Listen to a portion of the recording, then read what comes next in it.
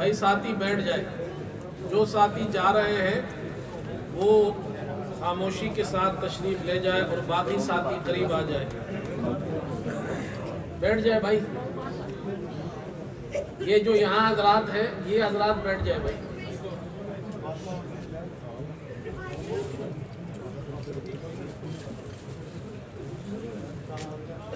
قریب آ جائے جی ساتھی.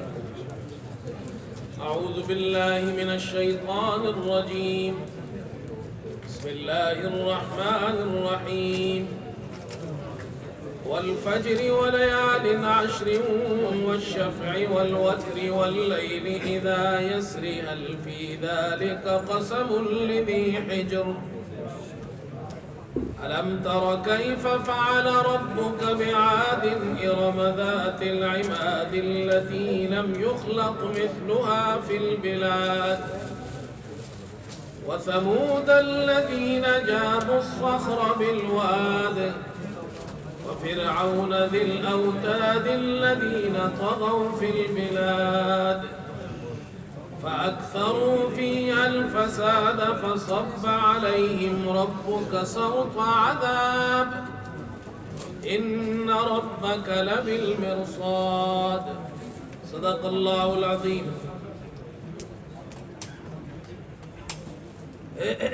سورہ فجر سے آج ہم نے تراویح میں پڑھا ہے اور الحمدللہ آج تکمیل قرآن تراویح میں ہو گیا اور انشاءاللہ خلاصہ قرآن بھی آج مکمل ہو جائے گا.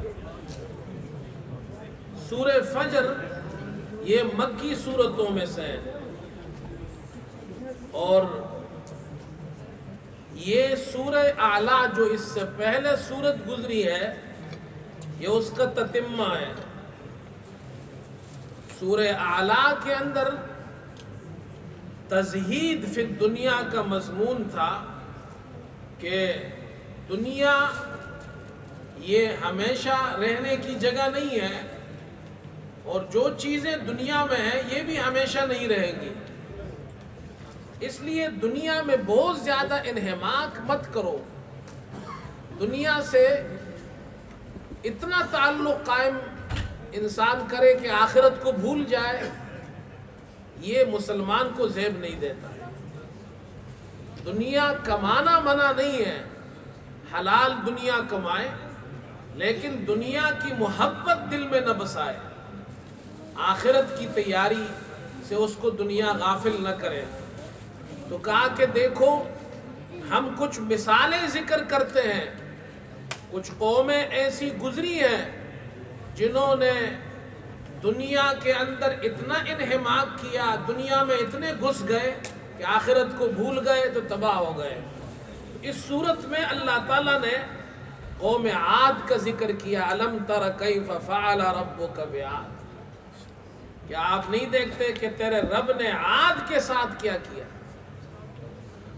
اللہ تعالیٰ نے ان کو ہلاک کر دیا اور وہ ایسی قومیں تھی لم یخلق مثلها فی البلاد. اللہ نے اس کی طرح قوم پیدا نہیں کی، ایسی مضبوط طاقتور قوم، لیکن وہ بھی ہلاک ہو گئی. وَثَمُودَ الَّذِينَ جَابُوا الصَّخْرَ بِالْوَادِ. قوم سمود پتھروں کو تراش کر، پہاڑوں کو تراش کر گھر بناتے تھے. ایسی اللہ تعالیٰ نے ان کو سمجھ عطا کی تھی، ایسی طاقت عطا کی تھی.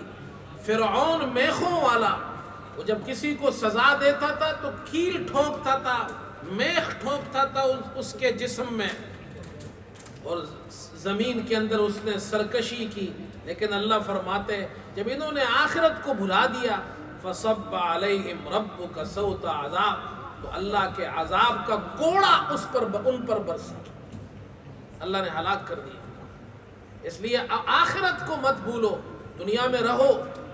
دنیا میں رہنا ہے، دنیا کمانا بھی ہے، حلال کمانا ہے، حرام سے بچنا ہے، اور اس کے ساتھ ساتھ دنیا کی محبت دل میں نہ ہو. یہ ہے کمال. اسی لیے کہتے ہیں آب اندر زیر کشتی پشتی است، آب در کشتی ہلاکے کشتی است. پانی نیچے ہو اور کشتی اوپر ہو تو کشتی چلتی ہے، سفر طے ہوتا ہے، منزل تک آپ پہنچ جاتے ہیں.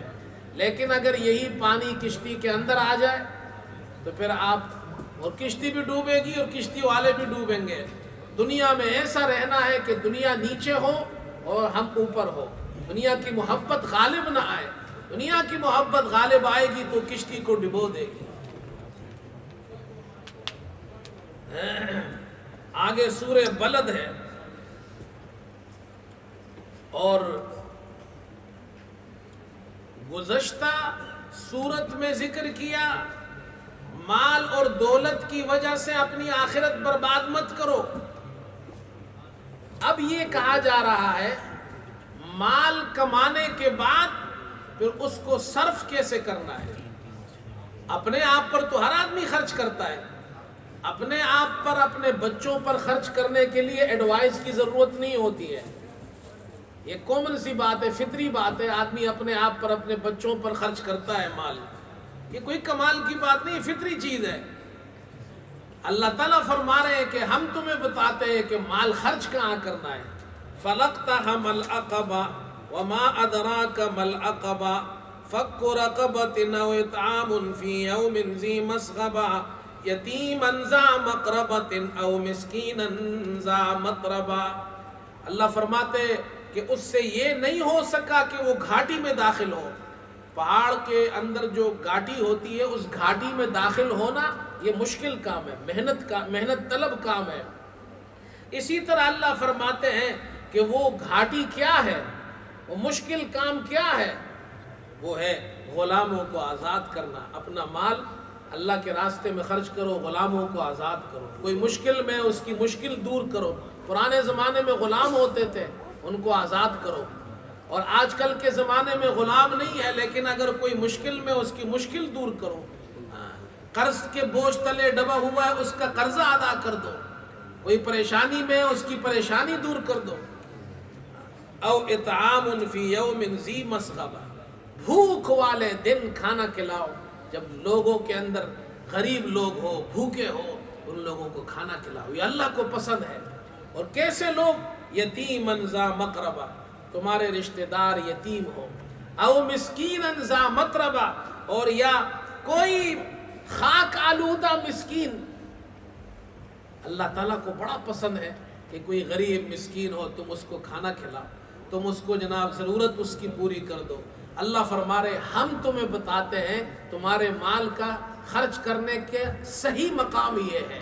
اپنے آپ پر تو سب خرچ کرتے ہیں، اپنے بچوں پر سب خرچ کرتے ہیں، ان پر خرچ کرو، اس سے اللہ خوش ہوتا ہے. آگے فرماتے سورہ شمس ہے. اللہ نے یہاں مثالیں دی ہیں اور یہ سمجھایا ہے عقیدہ دو قسم کا ہوتا ہے. ایک عقیدہ وہ ہے جو اچھا عقیدہ ہے، پاک عقیدہ ہے، توحید کا عقیدہ ہے. ایک عقیدہ وہ ہے جو اللہ کو پسند نہیں ہے، شرک کا عقیدہ ہے. دونوں میں فرق کیسا ہے؟ فرمایا والشمس وضحاہا، قسم ہے سورج کی اور دھوپ کی، اور چاند کی قسم جب اس کے پیچھے آئے تو اللہ تعالیٰ نے سورج، چاند، دن، رات، آسمان، زمین، اس کی قسم کھائی ہے. جس طرح آسمان اور زمین برابر نہیں ہو سکتے، جس طرح جناب کیا ہے رات اور دن برابر نہیں ہو سکتے، روشنی اور تاریکی برابر نہیں ہو سکتی، اسی طرح توحید کا عقیدہ اور شرک کا عقیدہ برابر نہیں ہو سکتا ہے. اس لیے اپنے آپ کو، اپنے عقیدے کو پاک رکھو، صاف رکھو. مسلمان ایسا نہیں ہو کبھی ادھر بھی جا رہا ہے ادھر بھی جا رہا ہے. وہ کہتے جی آج کل تو اللہ معاف فرمائے، اب تو ایسا زمانہ آ گیا ہے. کہتے ہیں I am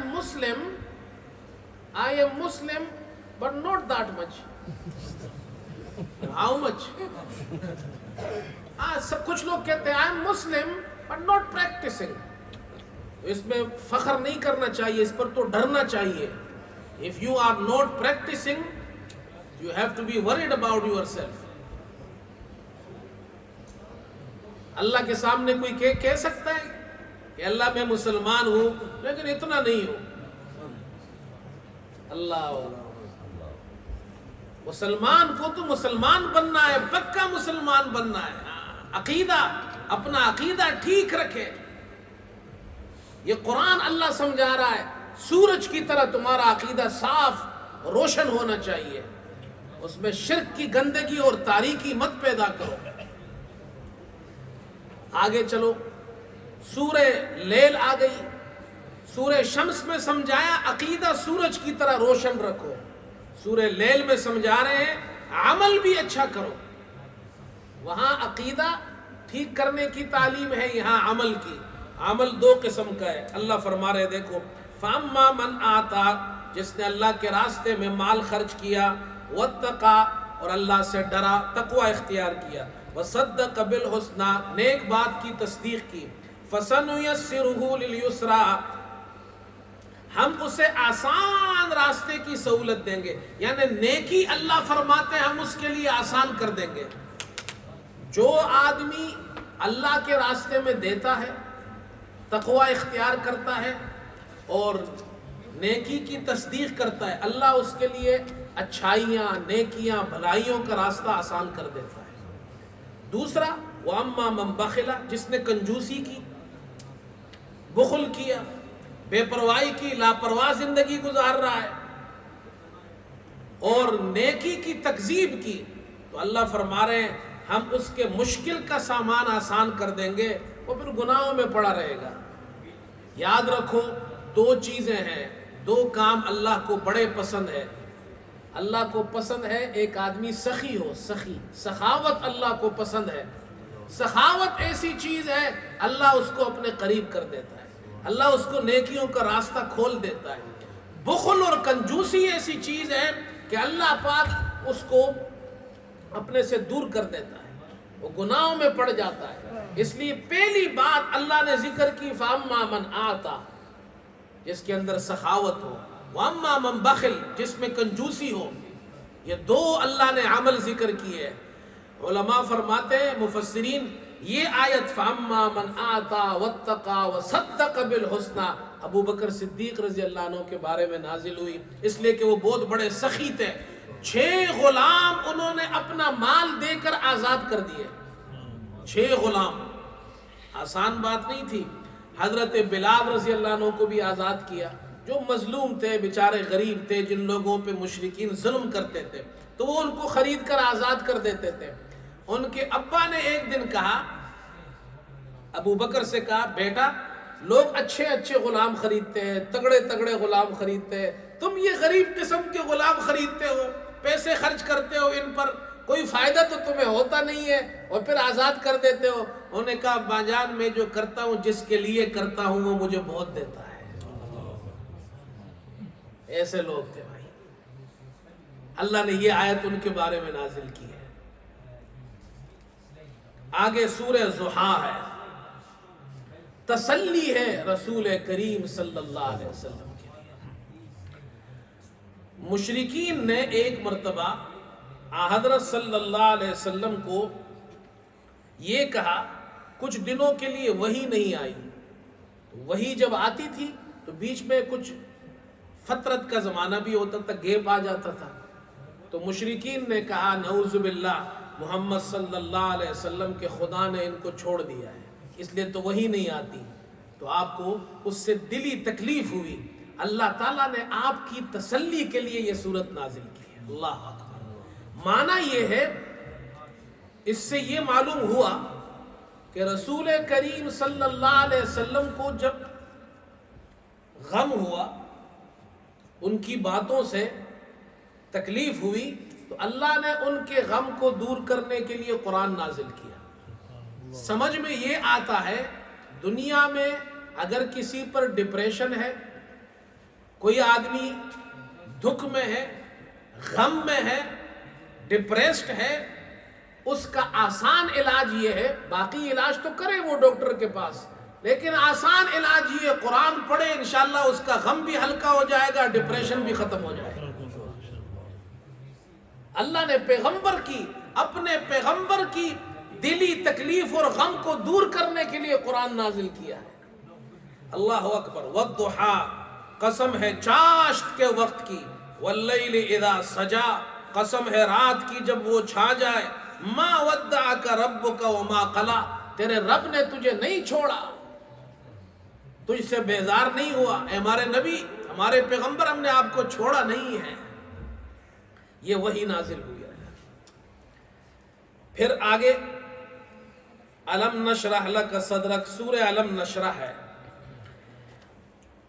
سورہ زحا میں تو محمد صلی اللہ علیہ وسلم کی تسلی ہے، اور سورہ علم نشرح میں مسلمانوں کی تسلی ہے۔ اللہ نے مسلمانوں کی تسلی کے لیے قرآن نازل کیا۔ شروع میں مسلمان کمزور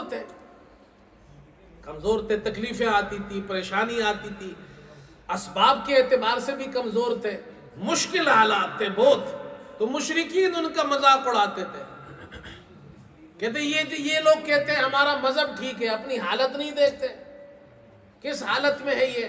اللہ نے یہ آیت، یہ سورت نازل کی اور خاص طور پر فرمایا ان مع العسر یسرا فان مع العسر یسرا ان مع العسر یسرا۔ عسر کہتے ہیں تنگی کو، مشکل کو، اللہ فرماتے ہیں مشکل کے ساتھ آسانی ہے۔ اللہ نے یہ نہیں فرمایا مشکل کے بعد آسانی ہے۔ معنی یہ ہے یہ جو مشکل آ رہی ہے بس تھوڑی سی ہے، تھوڑی سی، فوراً آسانی آ جائے گی۔ مشکل تھوڑی سی ہوتی ہے، اس وقت دین پر جمنا یہ کمال کی بات ہے، اس لیے اللہ نے تسلی دی ان کو، مشکل آئے گی، تکلیف آئے گی، برداشت کرو، پھر اللہ تمہارے لیے آسانی پیدا کر دے گا۔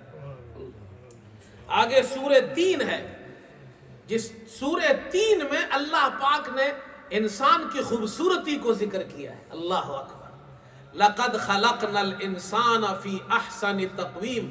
اللہ فرماتے ہیں ہم نے انسان کو سب سے خوبصورت پیدا کیا، لیکن بات صرف یہ نہیں کی، اللہ نے اس پر 4 قسمیں کھائی ہے، 4 گواہ پیش کیے۔ والتین، قسم ہے انجیر کی، والزیتون، قسم ہے زیتون کی، طور سینین، طور پہاڑ کی، وہذا البلد الامین، اور بلد الامین مکہ کی۔ یہ 4 قسمیں اللہ نے کھائی ہے۔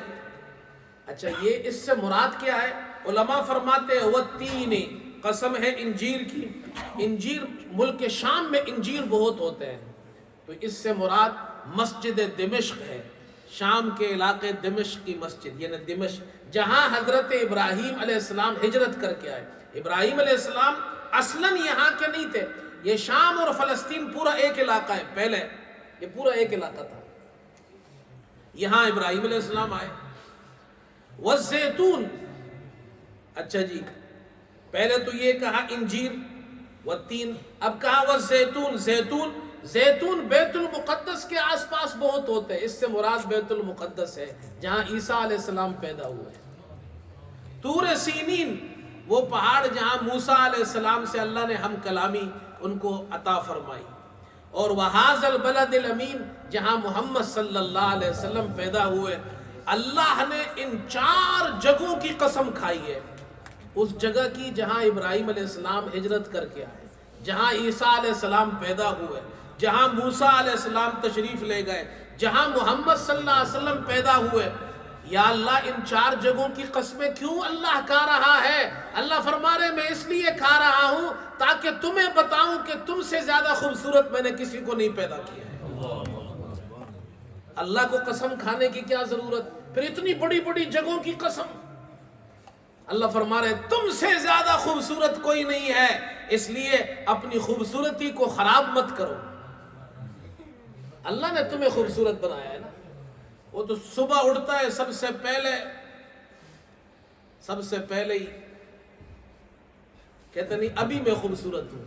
اللہ فرما رہے جو میں نے بنایا ہے خوبصورت، وہ کہتے نہیں ابھی میں خوبصورت نہیں ہوں، ابھی تھوڑی دیر بعد خوبصورت ہوں گا۔ سمجھ گئے بھائی؟ ناراض تو نہیں ہے نا؟ مسئلہ تو بتانا پڑے گا نا بھائی، تو ارادہ کرو بھائی۔ میں تو ساتھیوں سے کہتا ہوں داڑھی رکھو بھائی، دیکھو پوری نہیں رکھ سکتے ہو تھوڑی سی رکھ لو، تھوڑی تھوڑی تو رکھ لو۔ دیکھو آدمی جس سے محبت کرتا ہے، حدیث میں آتا ہے جس جیسا بنتا ہے قیامت کے دن اللہ ان کے ساتھ ان کو اٹھائے گا۔ تو قیامت کے دن چلو تھوڑی بہت بھی ہوگی تو کہے گا تیرے محبوب کی یا رب شباہت لے کے آیا ہو، حقیقت اس کو تو کر دے میں صورت لے کے آیا. تھوڑی بہت تو رکھ لو بھائی, نبی کی محبت میں ہی رکھ لو صلی اللہ علیہ وسلم. تو اللہ فرما رہے میں نے خوبصورت پیدا کیا ہے. میں نے ایک کتاب میں پڑھا, ایک زمانہ مسلمانوں کا ایسا بھی گزرا ہے شروع میں کہ جس زمانے میں مسلمان داڑیاں رکھتے تھے, رواج نہیں تھا داڑیاں کاٹنے کا, داڑیاں کاٹنے کا رواج مسلمانوں میں نہیں تھا, غیر مسلموں میں تھا. مسلمان خواتین اس مرد سے شادی نہیں کرتی تھی جس کی داڑھی نہ ہو. کہتے تھے یہ داڑھی نہیں, میں یہ کوئی مرد ہے. یعنی اس زمانے میں یہ رواج تھا, مسلمان خواتین داڑھیوں والے سے شادی کرتی تھی. تو بھائی داڑیاں رکھو, تھوڑی سی رکھ لو, چھوٹی چھوٹی رکھ لو, انشاءاللہ اللہ پھر تھوڑی تھوڑی سی اور بڑھا دے گا انشاءاللہ. اچھا جی, کچھ لوگ کہتے ہیں جی مولوی صاحب داڑھی اگر رکھنا پڑے گا تو پھر اس کے بعد جو ہے پھر اگر ہم جھوٹ بولیں گے تو پھر ہم جناب کیا ہے داڑھی کے بعد یہ بھی کام یہ شیطان بڑا دھوکہ دیتا ہے. اچھا یہ بتاؤ, داڑھی کے بغیر جھوٹ بولنا جائز ہے؟ کلین شیو کے ساتھ جھوٹ بولنا, داڑھی کے ساتھ جھوٹ بولنا, دونوں سیم گناہ ہے. داڑھی والے جھوٹ بولے, کلین شیو جھوٹ بولے, گناہ دونوں کے لیے. یہ شیطان کا دھوکہ ہے. وہ داڑھی رکھنے نہیں دیتا, وہ کہتا ہے جی داڑھی رکھیں گے پھر تو آپ کو جناب جھوٹ بھی نہیں بول سکتے. تو جھوٹ بولتے کیوں ہیں بھائی؟ سمجھ میں آ گیا؟ آگے اقرا سورہ علق ہے. اللہ اکبر. اب سوال یہ پیدا ہوا, وہاں فرمایا انسان کو سب سے خوبصورت, اللہ فرماتے ہیں سب سے خوبصورت مخلوق انسان ہے جو اللہ نے پیدا کی ہے, سب سے خوبصورت. ایک واقعہ نقل کیا ہے, ایک بادشاہ کا وزیر تھا, اس کی شادی ہو گئی. جب بیوی اس کے گھر آئی, رخصتی ہوئی, تو وہ اپنے گھر میں محل میں بیٹھا ہوا تھا, چھت پر سامنے چاندنی چٹک رہی تھی, 14ویں کا چاند, اور اس کی بیوی بیٹھی ہوئی نئی نئی دلہن. تو وہ چاند کو دیکھتا ہے, بیوی کو دیکھتا ہے, نئی نئی شادی ہوئی ہے, جذبات اس کے بہت ہائی لیول پر ہے. تو بیوی سے کہتا ہے کہ تو چاند سے زیادہ خوبصورت ہے. چاند سے شروع میں تو ایسی ہی باتیں ہوتی ہیں نا بھائی, شروع میں تو ایسے ہی ہوتے ہیں, چاند سے زیادہ خوبصورت ہے. بعد میں پھر یہ باتیں نہیں ملتی ہیں, کوئی 5-6 مہینے بعد. تو اس کو کہتے ہیں جو چاند سے بھی زیادہ خوبصورت ہے. تو پھر اس نے کہا کہ اگر تو چاند سے زیادہ خوبصورت نہیں تو تجھ پر 3 طلاق. ایسا بیوقوف آدمی تھا, تو چاند سے زیادہ خوبصورت ہے. انہوں نے کہا یار اس چاند سے زیادہ خوبصورت کون ہوتا ہے؟ بیوی نے کہا, اس نے کہا اگر تو نہیں ہے تو تجھ پر 3 طلاق. تو بیوی چلی گئی گھر پہ, روتی روتی چلی گئی. شادی ہوئی ہے, بیوقوف شوہر ملا ہے, خواہ میں یہ بات کرنے کی کیا ضرورت. دوسرے دن دربار میں بیٹھا ہوا ہے وزیر صاحب, بادشاہ نے دیکھا وزیر خاموش ہے, منسٹر تھا اس کا دربار میں. تو کہا جی آپ کیوں خاموش ہے؟ اس نے کہا جی میرے ساتھ تو یہ معاملہ ہوا ہے رات کو. بادشاہ نے کہا جی علماء کو بلاؤ, مفتیوں کو بلاؤ, جب پھنس جائے تو پھر مولویوں کو ہی بلاتے ہیں, وزیر بھی پھنس جائے تو پھر مفتی کو ہی بلاتے ہیں. انہوں نے کہا جی اب تو مفتی صاحب ہی مسئلہ حل کریں گے, بادشاہ کے بس کی بات یہ نہیں ہے, وہ آپ کا مسئلہ بادشاہ اور منسٹرز اور وزیر نہیں حل کر سکتے, مفتی صاحب اور مولوی صاحب ہی کریں گے. تو علماء آ گئے. تو انہوں نے کہا جی مسئلہ ہے, وزیر صاحب نے یہ کہا ہے اپنی بیوی کو. تو انہوں نے کہا بھائی اس کی بیوی جتنی بھی خوبصورت ہو, چاند سے زیادہ تو خوبصورت ہو نہیں سکتی, طلاق ہو گئی. ایک عالم دین بیٹھے ہوئے تھے آخر میں کونے میں, انہوں نے ہاتھ اٹھایا, انہوں نے کہا وزیر صاحب آپ کو بیوی کو طلاق نہیں ہوئی ہے. لوگوں نے کہا جی یہ سارے علماء بیٹھے ہوئے ہیں اور آپ اس کو کوئی جانتا نہیں تھا. بادشاہ نے کہا بات تو سنو. اس نے یہ آیت پڑھنا شروع کی, اعوذ باللہ من الشیطان الرجیم, بسم اللہ الرحمن الرحیم, والتین والزیتون وطور سینین وهذا البلد الامین لقد خلقنا الانسان فی احسن تقویم. اللہ 4 قسمیں کھا کر فرما رہا ہے میں نے انسان کو سب سے زیادہ خوبصورت پیدا کیا. اس کی بیوی کو بھی اللہ فرما رہے ہیں وہ بھی انسان ہے. اللہ فرما رہے ہیں میں نے سب کو جتنی بھی انسان ہے سب کو سب سے زیادہ خوبصورت پیدا کیا. اس کی بیوی بھی خوبصورت ہے اور ہر چیز سے انسان خوبصورت ہے. ہر چیز میں چاند بھی آ گیا تو اس کی بیوی چاند سے زیادہ خوبصورت ہے. طلاق نہیں ہوئی. اللہ نے ایسی حفاظت فرمائی. دیکھو بھائی اللہ سمجھا رہے اب آگے سمجھا رہے انسان کو اللہ فرما رہے ہم نے سب سے زیادہ خوبصورت پیدا کیا ہے. اب سمجھا رہے آگے سورہ علق ہے. سورہ علق میں انسان کو اتنا بڑا مقام جو اللہ نے دیا ہے فرمایا اگر تم اپنا یہ مقام دنیا میں اور آخرت میں برقرار رکھنا چاہتے ہو تو پھر اس کا ایک ہی طریقہ ہے کہ اللہ کی توحید پر قائم رہو اور قرآن سے اپنا تعلق قائم کرو. اقرأ بسم ربک الذی خلق. اس رب کے نام کے ساتھ پڑھو جس نے تمہیں پیدا کیا ہے جس نے تمہیں خوبصورت بنایا ہے. اور کیسا پہلے تو فرمایا خوبصورت اتنا ہے کہ کوئی مخلوق اس کی خوبصورتی تک نہیں پہنچ سکتی ہے. یا اللہ اس کو بنایا کس چیز سے ہے؟ کہ بنایا ایسی چیز سے ہے جو سب سے زیادہ گندی ہے. اللہ اکبر. انسان کو سب سے زیادہ خوبصورت بنایا سب سے بڑا مقام دیا اور بنایا ایسی چیز سے جو سب سے زیادہ گندی ہے. خلق الانسان من علق. اللہ اکبر. انسان کو اللہ پاک نے گوشت کے لوتھڑے سے بنایا. کلوٹ جو ہوتا ہے نا کلوٹ جس کو کہتے ہیں اس سے بنایا اور وہ بھی نطفہ پھر تبدیل ہوا اس میں. تو اللہ پاک نے انسان کو نطفے سے پیدا کیا. نطفہ سب سے گندا ہے اور بنایا ایسا سب سے زیادہ خوبصورت. آگے چلے سورہ قدر ہے. پہلے فرمایا انسان کو مقام ملا قرآن سے. اب فرما رہے قرآن کتنی عظیم کتاب ہے کہ اتنی عظیم کتاب ہے جس رات میں قرآن نازل ہوا اس رات کو اللہ نے 1000 مہینوں سے بہتر بنا دیا. دیکھو ہر چیز جو بھی چیز ہو نا کوئی بھی چیز ہو. یہ مٹھائی کا ڈبہ ہے. یہ مٹھائی کا ڈبہ اس وقت تک آپ اس کو ہاتھ میں رکھیں گے اپنے پاس رکھیں گے جب تک اس میں مٹھائی ہے. جیسے ہی مٹھائی ختم ہو گئی ایسا ہی یا نہیں ہے؟ تو ایک ہوتا ہے ظرف اور ایک ہوتا ہے مظروف. ظرف اس چیز کو کہتے ہیں مظروف جو اس کے اندر ہو. تو رات لیلۃ القدر کی یہ ظرف ہے اور قرآن اس میں نازل ہوا یہ مظروف ہے. مظروف سے ظرف اچھا بنتا ہے. اللہ نے قرآن نازل کیا جس رات میں اس رات کو اتنا بہترین بنا دیا کہ 1000 مہینوں کی عبادت سے وہ ایک رات کی عبادت افضل ہے. اور 1000 مہینے 83 سال 4 ماہ بنتے ہیں. آگے فرمایا لم یکن الذین کفروا. یہ سورہ بینہ ہے.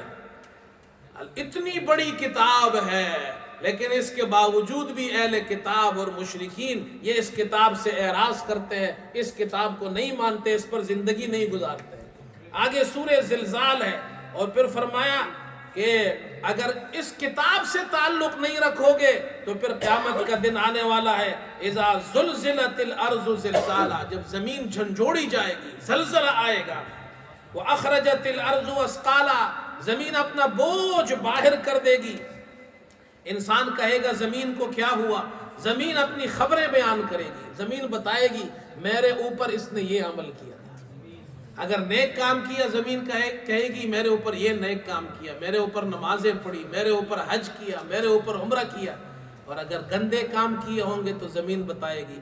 دنیا میں تو چھپا سکتے ہیں, زمین سب کچھ نوٹ کر رہی ہے. قیامت کے دن وہ سارا بتائے گی میرے اوپر یہ کام کیا.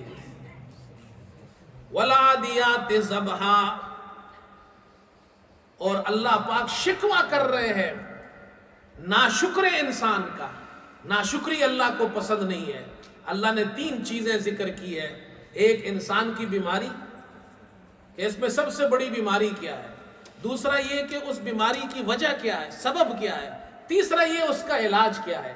ان الانسان لربی لکنود، انسان کی سب سے بڑی بیماری یہ ناشکرا ہے، اللہ کی ناشکری کرتا ہے، اور اس کا سبب کیا ہے؟ وَإِنَّهُ عَلَىٰ ذَلِكَ لَشَهِيدٌ وَإِنَّهُ لِحُبِّ الْخَيْرِ لَشَدِيدٌ، مال کی محبت میں بڑا سخت ہے، یہ سبب ہے۔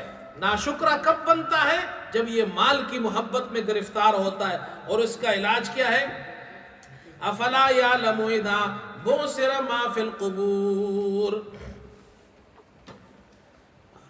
یہ قیامت کا ذکر ہو رہا ہے، مرنے کے بعد دوبارہ زندگی ملے گی۔ جب قیامت کی فکر آ جائے، قیامت کی آخرت کی فکر اس کو لگ جائے گی، تو پھر یہ ناشکری چھوڑ دے گا، یا اس کا علاج ہے۔ تو اللہ نے یہ 3 باتیں ذکر کی۔ آگے سورہ القارعہ ہے، اور اس میں بھی تخویف اخروی ہے، آخرت کے عذاب سے ڈرایا گیا ہے۔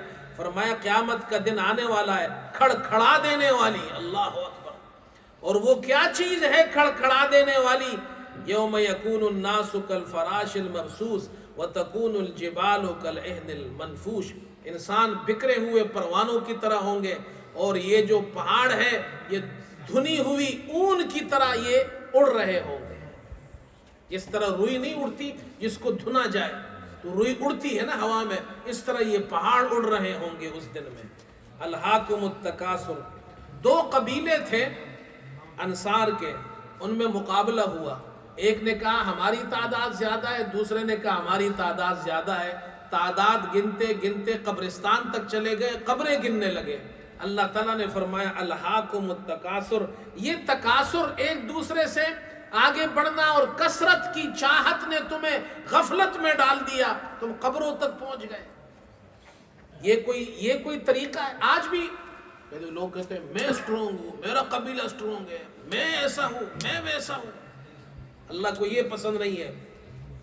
سورہ والعصر میں اللہ تعالیٰ فرما رہے نقصان سے، خسارے سے بچنا چاہتے ہو، یہ 4 کام کرو، ایمان لاؤ، نیک عمل کرو، لوگوں کو حق کی وصیت کرو، اور صبر کی وصیت کرو۔ ویل لکل ہمزۃ لمزہ، اللہ اکبر، یہ بھی آخرت کے عذاب سے اللہ ڈرا رہے ہیں۔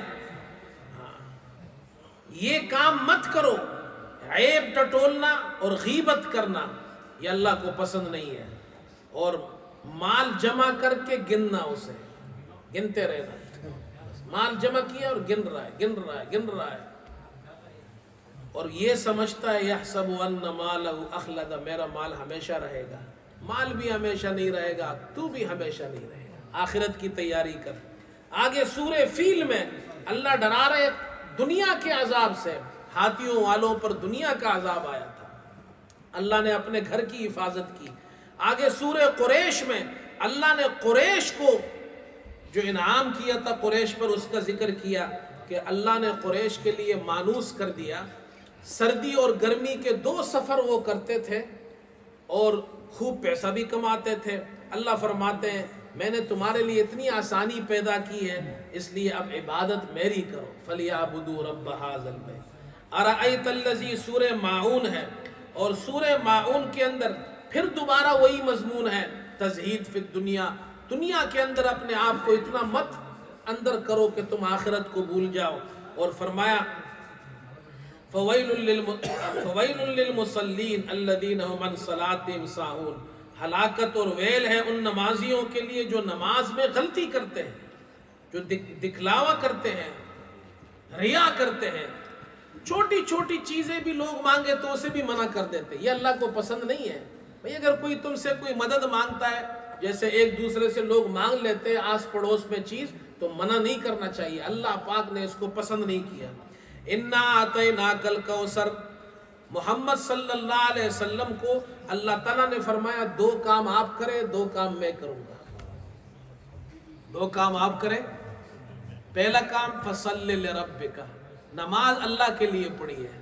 دوسرا کام وَانْحَرْ، قربانی اللہ کے لیے کیجیے۔ آپ میرے لیے نماز پڑھیں، میرے لیے قربانی کریں، 2 کام میں کروں گا، آپ کو کوثر عطا کروں گا۔ نمبر ان شانئک هو الابتر، اور آپ کا دشمن وہ بے نام ہو کر مرے گا۔ مشرکین کہتے تھے کہ محمد صلی اللہ علیہ وسلم کی نرینہ اولاد نہیں ہے، ان کی نسل آگے نہیں چلے گی۔ اللہ نے ان کی نسلیں مٹھا دی جو آپ کے بارے میں کہتے تھے، اور آپ کی نسل اللہ نے ایسی چلائی کہ آج تک چل رہی ہے۔ اور فرمایا میں آپ کو کوثر عطا کروں گا۔ کوثر کیا ہے؟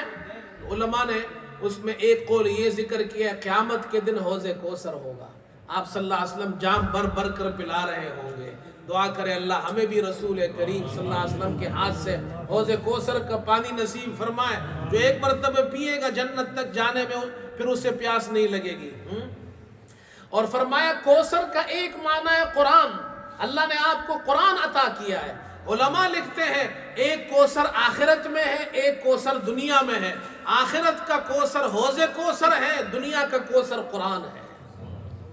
اس قرآن کو بھی اپنے سینے میں لگاؤ۔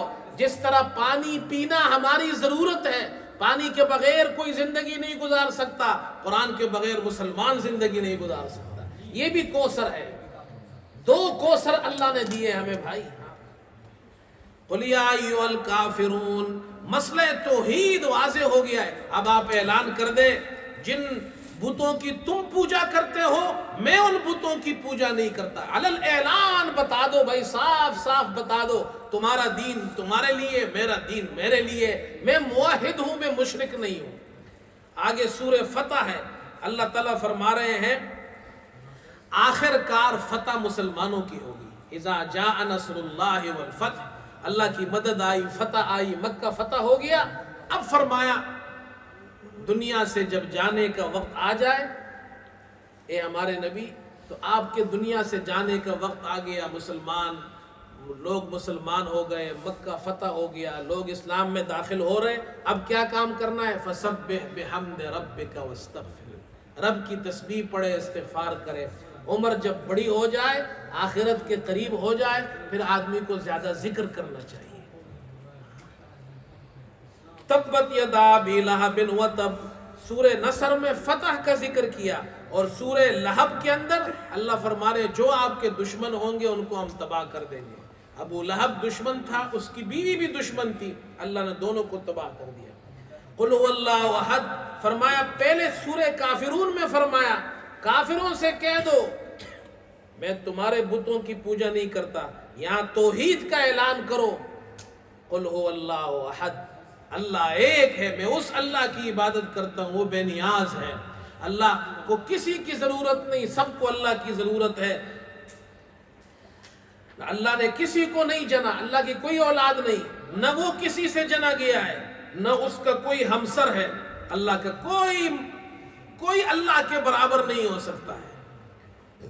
قرآن کی آخری دو سورتیں سورہ فلق اور سورہ ناس، یہ قرآن کی دو سورتوں پر قرآن کو ختم کیا، ان دو سورتوں پر یہ بات سمجھائی گئی جب تم قرآن بیان کرو گے، جب تم توحید بیان کرو گے تو تمہارے دشمن تمہیں نقصان پہنچائیں گے، اور ان نقصانوں میں ایک نقصان یہ ہوگا وہ آپ پر جادو بھی کر دیں گے۔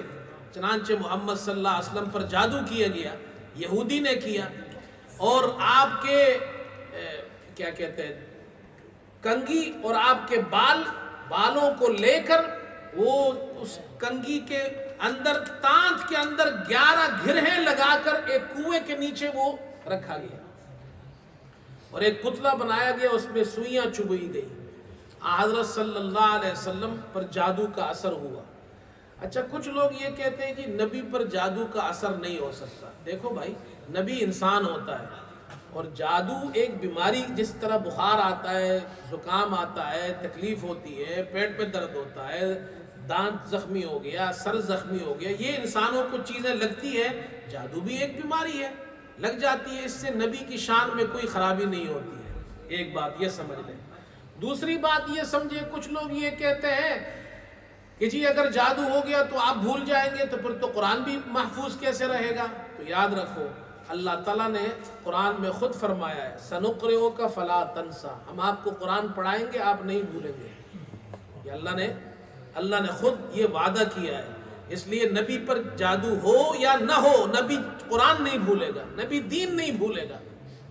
موسیٰ علیہ السلام موسیٰ علیہ السلام کے سامنے جب جادوگروں نے رسیاں پھینکی تو وہ سانپ میں تبدیل ہو گئی.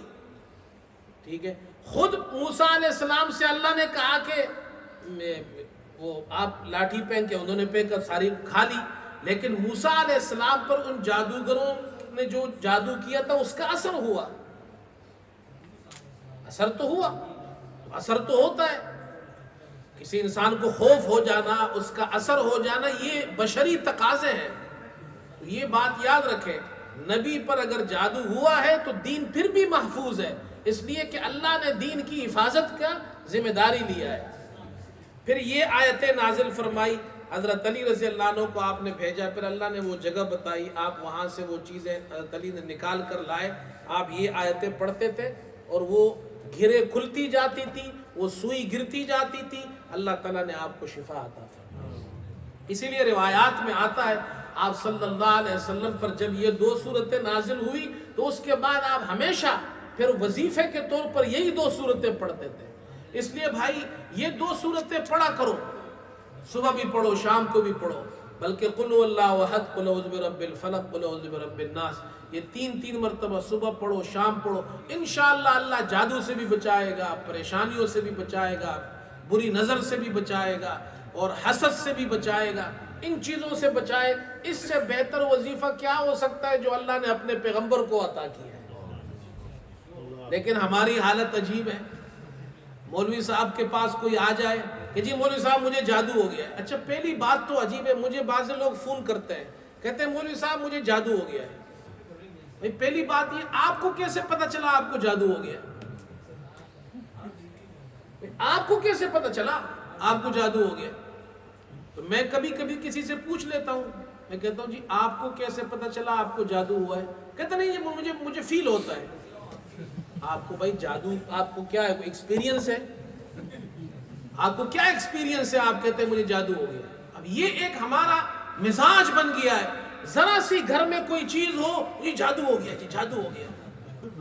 اچھا ایک بات بتائیں, یہ جادو سارے مسلمانوں پر ہوتا ہے, انگریزوں پر کیوں نہیں ہوتا؟